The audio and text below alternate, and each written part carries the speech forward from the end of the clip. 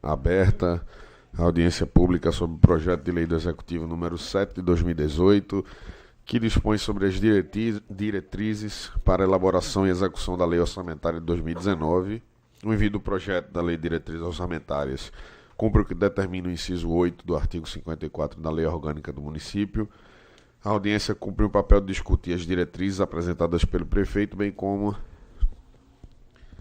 algumas de suas emendas. Com a palavra, o secretário Jorge Vieira, secretário de Planejamento, Administração e Gestão de Pessoas do Recife. Bom dia a todos. Bom dia. O assunto aqui hoje é a LDO, né? A Lei de Diretrizes Orçamentárias. A LDO é uma das peças que compõe o orçamento público, de acordo com as normas instituídas pela Constituição e também a LRF. Nós temos a LDO, o Plano Plurianual e a Lei Orçamentária Anual. A LDO, ela é uma lei extremamente técnica. Deixa eu botar esse microfone aqui. Ela cumpre o disposto no artigo 165 da Constituição Federal e também no artigo 4º da Lei de Responsabilidade Fiscal, que veio a colocar também algumas exigências para a LDO. Principalmente, a principal função da LDO é orientar a elaboração da Lei Orçamentária Anual, que é realmente a peça principal do orçamento do município, do Estado, da União, a Lei Orçamentária Anual. A LDO, ela dá as diretrizes gerais, a forma como a LUA será elaborada, como a LUA pode ser alterada, ela detalha o que é um crédito suplementar, o que é um crédito especial. Na sua parte inicial, ela tem as metas da administração municipal, tem uma seção que é da Câmara, tem uma seção que é do Poder Executivo. E o que a Lei de Responsabilidade Fiscal veio trazer também para incluir na LDO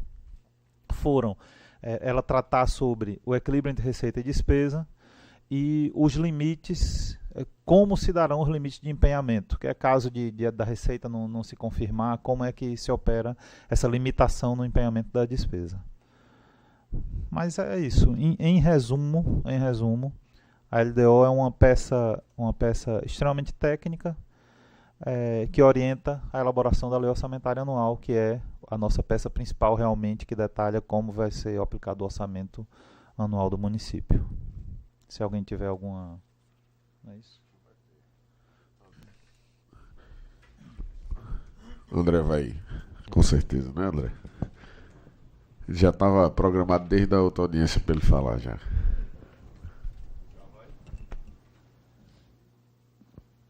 Bem, bom dia, secretário, vereador, bom dia a todas, a todos. Eu sou André Araripe, do gabinete do vereador Ivan Moraes. A gente teve na semana passada aqui, secretário, na audiência pública de prestação de contas do primeiro quadrimestre, as metas fiscais. E estava o André Nunes, que é o diretor executivo do Tesouro.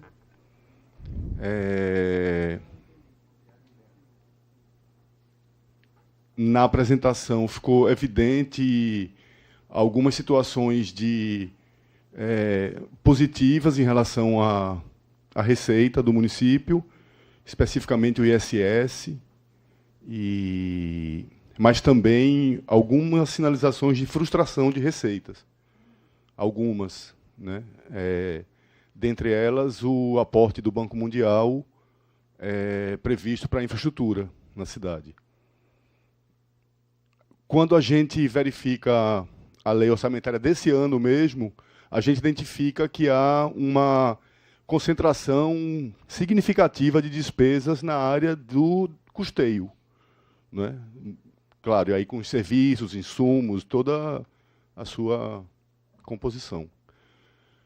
Mas esse percentual a gente percebe que ele vem cada vez mais crescendo. Se a gente pegar a última década, por exemplo, no município, a gente vem reprimindo cada vez mais, né, a capacidade de investimentos. Na audiência passada, da prestação de contas, o secretário falou o diretor do Tesouro falou que, em algumas situações, por conta dessa conjuntura, era necessário, de fato, reprimir investimentos e fazer escolhas dentro do custeio, partindo de alguns critérios. eu acredito que tenham alguns critérios como, enfim, despesas obrigatórias, depois despesas essenciais. E aí eu perguntei ao diretor quais eram esses critérios que, de fato, chegavam, e citei alguns números que, para a gente, deixa dúvidas em relação a critérios. Por exemplo, gastos excessivos em alguns programas específicos, muito concentradamente dentro de uma política, alguns serviços que não são necessariamente essenciais, mas que são mantidos em detrimento, muitas vezes, de outros serviços essenciais. E aí eu perguntei quais critérios eram utilizados para fazer essas escolhas. E aí ele falou que essa era uma pauta que era mais do planejamento.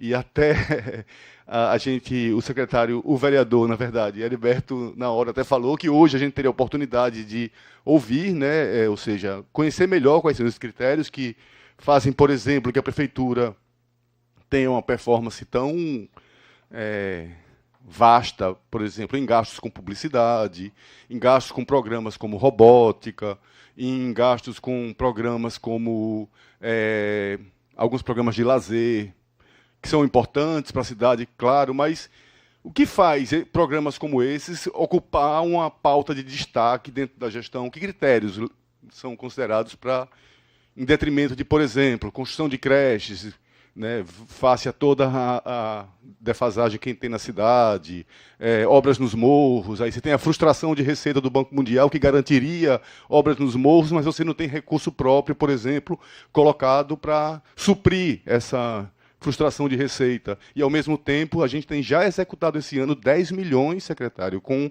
publicidade, né? Então, era um pouco entender se é planejamento, como disse o diretor, quais critérios são levados em consideração. Eu queria só aproveitar a oportunidade para dizer, a gente ficou bem feliz, porque a primeira parte que o senhor citou agora há pouco da LDO, essa 2019, ela trata das metas e as prioridades da gestão do orçamento para o ano que vem. A gente ficou bem feliz com a proposta desse ano. Ela, de fato, incorpora todo o debate que a gente fez, que foi extremamente republicano no ano passado, junto à Comissão de Orçamento e Finanças. Então, a gente também queria destacar aqui que foi bem interessante a Prefeitura incorporar. A gente quer ver que se essas prioridades, de fato, refletem na LOA, né? Obrigado. André, né? André, de fato, o custeio da máquina pública tem sido um desafio, né? É um desafio em todos os municípios e estados nesse momento que o Brasil passa. Se você olhar a retrospectiva de investimento dessa gestão, o que essa gestão conseguiu de investimento para o município é muito mais do que vinha sendo feito anteriormente. Então, essa gestão conseguiu multiplicar os recursos investidos em Recife. É bem verdade que nos últimos anos mais recentes, com a chegada da crise, que todos nós sentimos na nossa pele, na nossa casa, a capacidade de investimento, é claro que ela sofre também. Sofre, inclusive, por conta de recursos que às vezes estavam programados e deixam de vir. E a Prefeitura tem feito um trabalho incessante de controle e limitação do custeio, de forma a poder manter a sanidade das contas públicas, né? O núcleo de gestão se reúne com o prefeito toda segunda-feira a gente senta com o prefeito. Eu, o secretário de Finanças, Controladoria Geral, Procuradoria, o núcleo de gestão da Prefeitura. E toda segunda a gente olha como é que está agora a situação, para a gente manter a sanidade das contas, para a gente continuar pagando a folha em dia como a gente sempre pagou. E o critério, a orientação principal do prefeito sempre foi os serviços essenciais não podem sofrer no corte. Nos cortes, nas racionalizações. Muitas ações foram tomadas, né? Houve renegociação de contratos, houve diminuição de quantidade de terceirizados, houve a operação na Previdência, que também gerou receita para custear a Prefeitura. Então, tem sido feito um esforço muito grande e no qual todas as secretarias têm se envolvido para manter esse controle do custeio. Isso é um desafio, André, é um desafio muito, muito grande. Você veja que agora a gente está terminando as negociações salariais, né? Negociações muito duras elas têm sido, por causa da situação que o país passa. E de forma, a gente tem que ser muito responsável nessas negociações, porque é o que se diz a uma categoria ou outra. É melhor você receber, é melhor a gente dar fazer um acordo aqui realista e a gente continuar podendo pagar a folha, do que a gente acordar uma coisa irrealista e daqui a pouco o município não conseguir honrar seus compromissos, como sempre tem honrado, o que não está acontecendo com muitos municípios e estados do Brasil.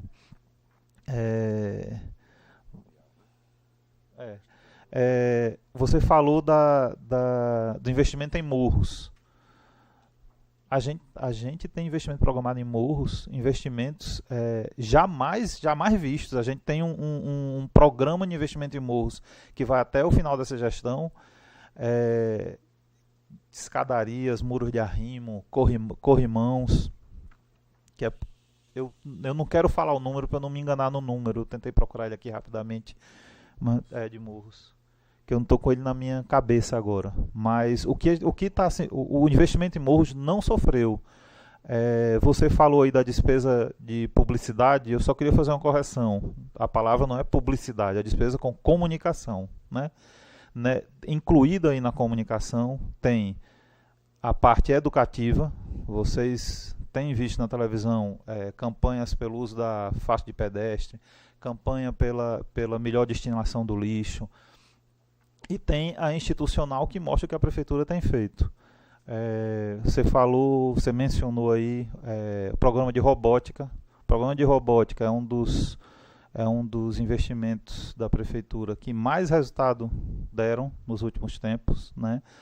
Eu, que fui secretário de Educação, né, na primeira gestão, às vezes fui confrontado com uma pessoa ou outra dizendo: mas secretário, você está investindo em robótica enquanto tem uma escola ali e outra acolá. Aí a pessoa vai lá, tira uma foto de uma infiltração numa parede de uma escola e diz: olha aqui, a parede infiltrada e a prefeitura gastando com robozinho. A minha resposta sempre foi: a gente está fazendo as duas coisas ao mesmo tempo. Se a prefeitura, se a gestão for esperar o tempo necessário para requalificar totalmente toda a rede de mais de 300 unidades e deixar todas um brinco e perfeitas para começar a investir em programas que vão fazer a diferença dentro da sala de aula, a gente perde uma geração inteira, né? Então tem muitas crianças aí que estão trabalhando com a robótica, para falar da robótica, porque tem outras coisas, só falando da robótica que você mencionou. Aprendendo com isso, tem diretoras que diziam: secretário, olha, está vendo aquela criança ali? Ela era um aluno problema, agora é um aluno exemplo. Estava ele lá com um robozinho. A rede municipal foi bicampeã brasileira de robótica, concorrendo com escolas públicas e privadas. Isso é fantástico. A gente está falando de crianças das comunidades mais carentes e mais vulneráveis da cidade, que são o público das nossas escolas. Esses meninos irem para São Paulo, irem para Uberlândia, vencerem escolas privadas de São Paulo, de Curitiba, de Salvador. Isso dá um ânimo na rede em geral, que é muito bom. Os meninos foram para a Alemanha, ficaram em 8º no mundo, foram para o Japão, ficaram em 1º das Américas, ganharam dos Estados Unidos e do Canadá. Isso serve de exemplo para os outros. As crianças olham para, a Duda, que é uma das alunas, e diz: ela foi para o Japão, ela acabou de chegar do Japão, e ela chegou do Japão não foi nem porque tem dinheiro, nem porque conhece alguém importante, foi porque ela estudou e se dedicou. Então, o investimento na infraestrutura da educação está acontecendo. Agora, é claro que uma situação que se construiu durante talvez décadas, a gente não vai conseguir revertê-la completamente, nem em 4, nem em 8, nem em 10 anos, na minha opinião, pelo que eu conheço da rede educacional. 11 creches escolas de padrão foram construídos para as crianças do Recife. Se algum de vocês quiser visitar uma creche escola dessa, pode chegar lá. Não precisa, para não dizer que a gente programou, chegue lá e veja a creche escola funcionando. Ela não deixa nada a dever à melhor unidade privada do Recife. Mas tem a creche tal, não sei aonde, que é muito pequenininha, apertada. Ainda tem. Porque, como eu falei, você não transforma isso em 4 anos. Então, a decisão de investimento é feita dessa forma, é pesando os dois lados. Só para continuar, porque você mencionou aí as creches, a prefeitura está, neste momento, com o programa... Rapaz, como é o nome do programa? O programa de climatização das escolas. Tem um nomezinho dele. Até o final dessa gestão, 100% das escolas estarão climatizadas. Ontem... Oi? Até 2019. Até ano que vem. É isso mesmo, até ano que vem.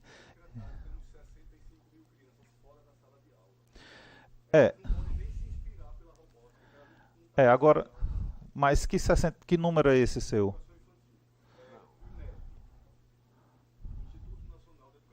Sim, educação infantil. Educação infantil, André.